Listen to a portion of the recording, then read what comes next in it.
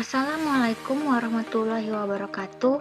Kelompok kami yang beranggotakan Ahmad Tuzairi, Putri Handayani, dan Suci Kumalasari akan mempresentasikan hasil diskusi kami mengenai fungsi dan kegunaan multimedia dalam pembelajaran. Nah, pada bagian pertama ini akan saya jelaskan mengenai apa pengertian multimedia interaktif. Nah, multimedia ini terbagi menjadi dua. Yang pertama itu multimedia linier dan yang kedua itu multimedia interaktif yang akan kita bahas nantinya. Nah, multimedia linier ini adalah suatu multimedia yang tidak dilengkapi dengan alat pengontrol apapun yang dapat dioperasikan oleh pengguna. Multimedia ini berjalan berurutan, contohnya TV dan film. Nah, yang kedua itu kan ada multimedia interaktif. Multimedia interaktif ini adalah suatu multimedia yang dilengkapi dengan alat pengontrol yang dapat dioperasikan oleh pengguna, sehingga pengguna dapat memilih apa yang dikehendaki untuk proses selanjutnya. Contohnya, multimedia pembelajaran interaktif atau aplikasi game.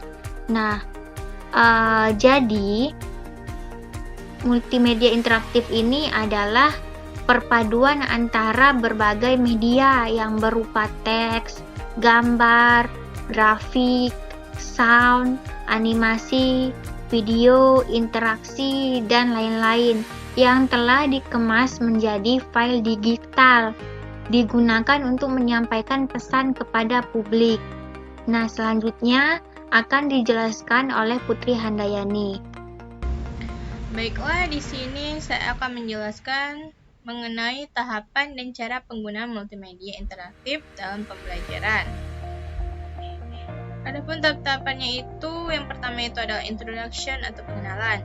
Di tahapan yang pertama ini memiliki 6 bagian, yaitu judul program yang merupakan bagian penting untuk memberikan informasi kepada siswa tentang apa yang akan disajikan atau dipelajari dalam program tutorial ini.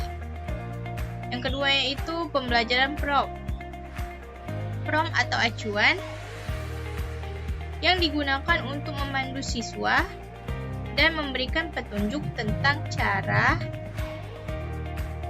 dan apa yang akan harus dilakukan oleh siswa. Ketiga itu objektivitas penyajian.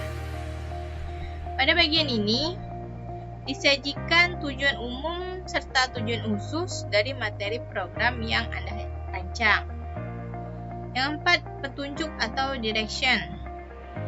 Petunjuk yang berisikan informasi cara menggunakan program yang Anda buat, diusahakan agar siswa tersebut mampu mengoperasikan program tersebut. Yang kelima itu adalah stimulasi prioritas pengetahuan yang berguna sebagai persepsi, dikarenakan dalam program tutorial yang Anda kembangkan, bentuk dan stimulasi prioritas pengetahuan dapat berupa dari materi yang terdapat dalam program. Yang keenam itu adalah initial control.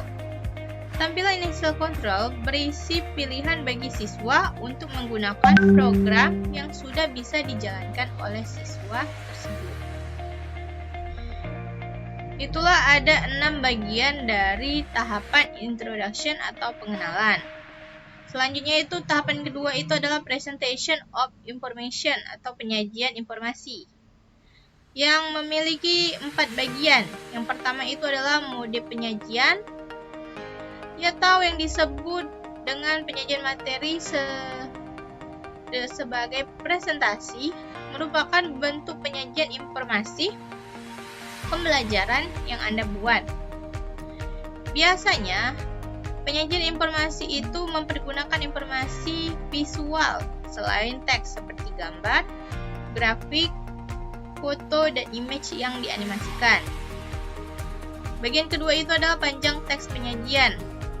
Informasi pembelajaran yang ingin disampaikan dalam program tutorial yang dibuat seharusnya benar-benar berisi materi pokok dalam bentuk kata-kata yang esensial.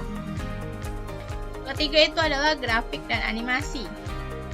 Pembuatan grafik dan animasi dalam program yang Anda buat ditujukan untuk menambah pemahaman siswa terhadap materi dan fokus informasi pada materi yang disajikan. Penggunaan objek, gambar, grafik, animasi digunakan sebagai penguat informasi yang disajikan. Yang keempat itu adalah warna dan penggunaannya. Pengguna warna di sini berfungsi sebagai acuan, sehingga penggunaan warna yang tepat itu akan berguna untuk menarik perhatian dan memfokuskan perhatian serta pemahaman siswa terhadap informasi materi pembelajaran yang disajikan. Itulah 4 bagian dari tahapan presentation of informasi atau penyajian informasi. Pada tahapan ketiga yaitu question of responses atau pertanyaan dan respon-respon. Pertanyaan yang diberikan dapat berupa bentuk benar salah, menjodohkan, pilihan ganda atau dalam bentuk jawaban singkat. Sedangkan respon itu yang diberikan untuk menganalisa jawaban dari siswa. Tahapan keempat yaitu judging of responses atau penilaian respon. Penilaian jawaban merupakan proses mengevaluasi respon agar feedback dapat diberikan ke siswa. Fungsi penilaian itu sendiri untuk mengevaluasikan hasil belajar siswa serta membuat keputusan apakah proses belajar itu dapat dilakukan ke proses selanjutnya atau diulang kembali. Selanjutnya itu adalah providing feedback about responses atau pemberian balikan respon. Fungsi adanya umpan balik adalah untuk menginformasikan apakah respon yang diberikan oleh siswa itu tepat atau tidak. Selanjutnya itu adalah remediation atau pengulangan. Pengulangan ini dilakukan sebagai respon untuk menganalisa jawaban siswa yang salah dalam menjawab soal evaluasi dan respon siswa yang benar dalam menjawab soal evaluasi. Selanjutnya itu sequential lesson segment atau segmen pengaturan pelajaran. Program tutorial ini pola dasarnya itu sama seperti mengikuti pola pembelajaran. Berprogram tipe beranting. Percabangan diatur sebelumnya dan dibuat dengan menu yang banyak pilihan. Yang terakhir itu adalah closing atau penutup. Penutupan tutorial dilengkapi dengan ringkasan tentang informasi pelajaran. Ringkasan ini berfungsi dan dapat berupa poin-poin utama sebuah paragraf tentang tujuan pembelajaran. Dan yang selanjutnya itu akan dijelaskan oleh Ahmad Juzair. Baiklah, selanjutnya saya akan memaparkan fungsi dan manfaat multimedia interaktif. Untuk fungsinya sendiri, dalam hal pencapaian makna, kata-kata dalam aplikasi multimedia bisa menjadi kunci yang dapat digunakan. Memperluas konteks untuk memilih sesuatu tertentu multimedia, mampu melakukan hal ini bukan hanya dengan menyediakan bunyi teks, namun mereka juga menghubungkan teks dengan menyatakan bunyi gambar misalnya berupa video.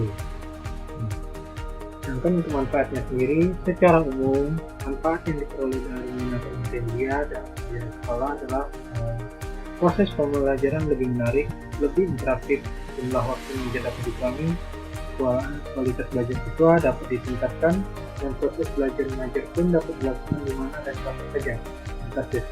Sikap belajar siswa dapat ditingkatkan. Nah, Dari manfaat tersebut dapat kita peroleh mengingat terdapat keunggulan dari sebuah media pembelajaran, yaitu memperbesar benda yang sangat kecil dan tidak tampak oleh mata, seperti kuman, bakteri, elektron, dan lain-lain. Selanjutnya, memperkecil benda yang sangat besar yang tidak mungkin dihadirkan ke sekolah, seperti gunung, rumah, gajah, dan hewan besar lainnya.